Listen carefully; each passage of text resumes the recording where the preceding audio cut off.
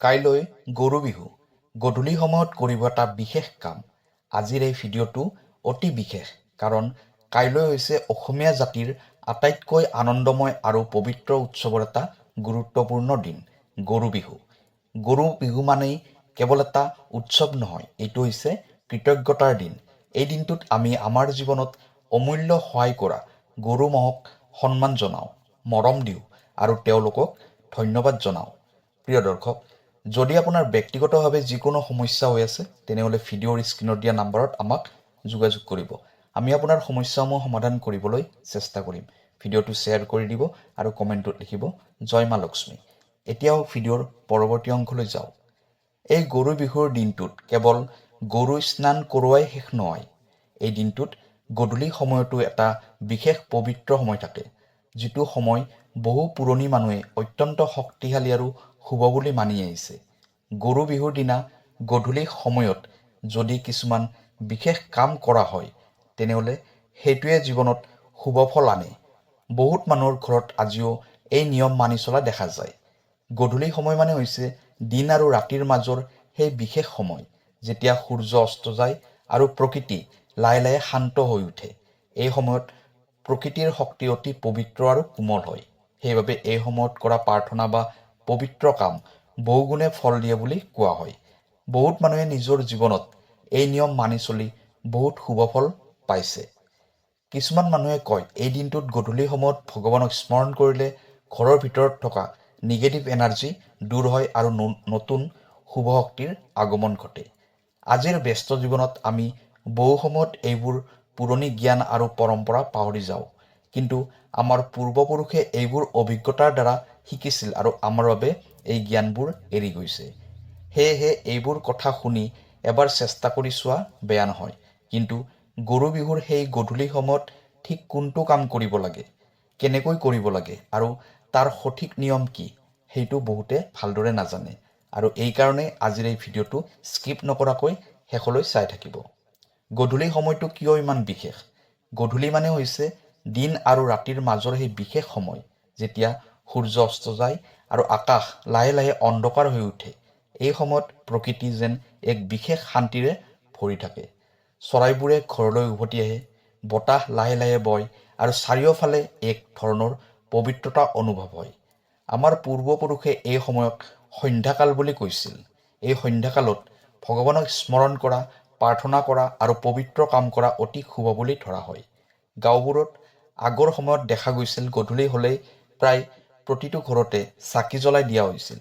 সেই পোহৰ কেৱল ঘৰৰ বাবে নহয়, সেইটো আছিল শুভ শক্তিক আমন্ত্ৰণ জনোৱাৰ এক প্ৰতীক। যেতিয়া ঘৰত পোহৰ জ্বলে, তেতিয়া অন্ধকাৰ আৰু অশুভ শক্তি দূৰ হৈ যায়। বিশেষকৈ গৰু বিহুৰ দিনা এই গধূলি সময়ত চাকি জ্বলাই ভগৱানক স্মৰণ কৰিলে মা লক্ষ্মীৰ আশীৰ্বাদ লাভ হয় বুলি বহু লোকবিশ্বাস আছে। কিয়নো গৰু বিহু হৈছে নতুন বছৰৰ আৰম্ভণিৰ আগদিন।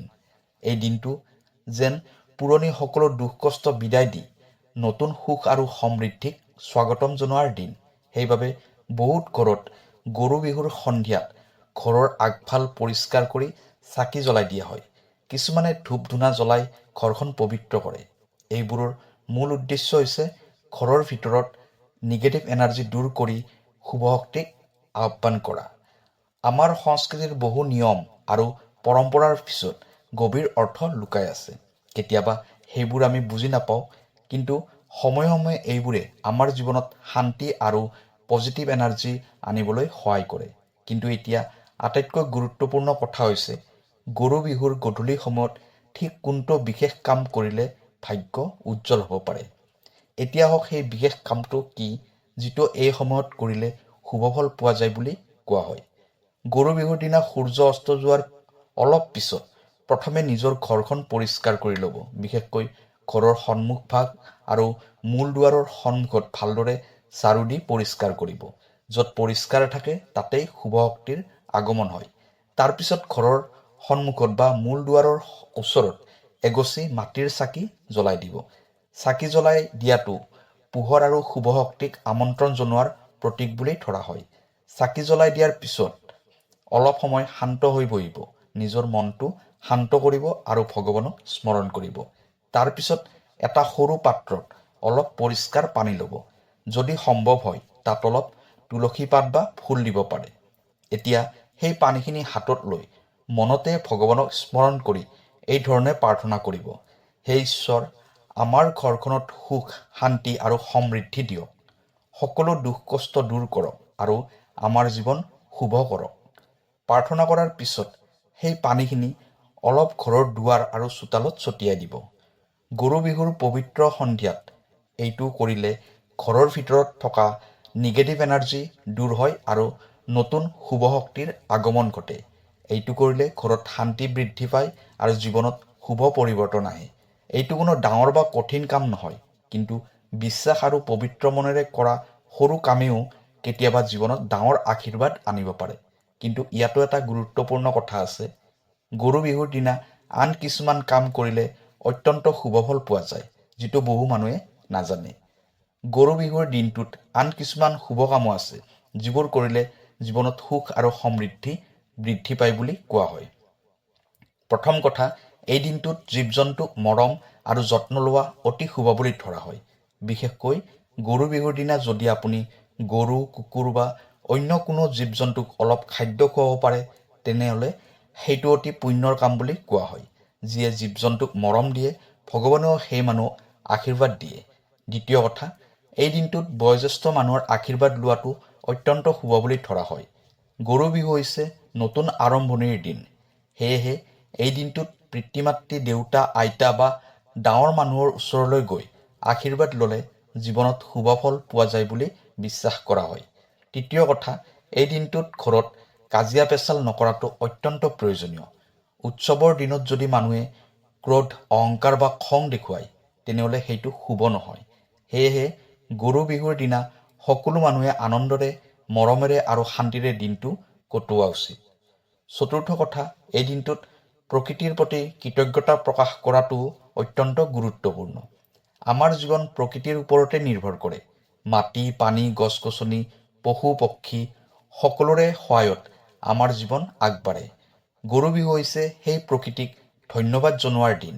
এইবোৰ সৰু সৰু নিয়ম আৰু পৰম্পৰা আমাৰ সংস্কৃতিৰ অমূল্য সম্পদ। এইবোৰে কেৱল ধৰ্মীয় বিশ্বাসেই নহয়, আমাৰ জীৱনত শান্তি, মৰম আৰু পজিটিভ এনাৰ্জি আনিবলৈ সহায় কৰে।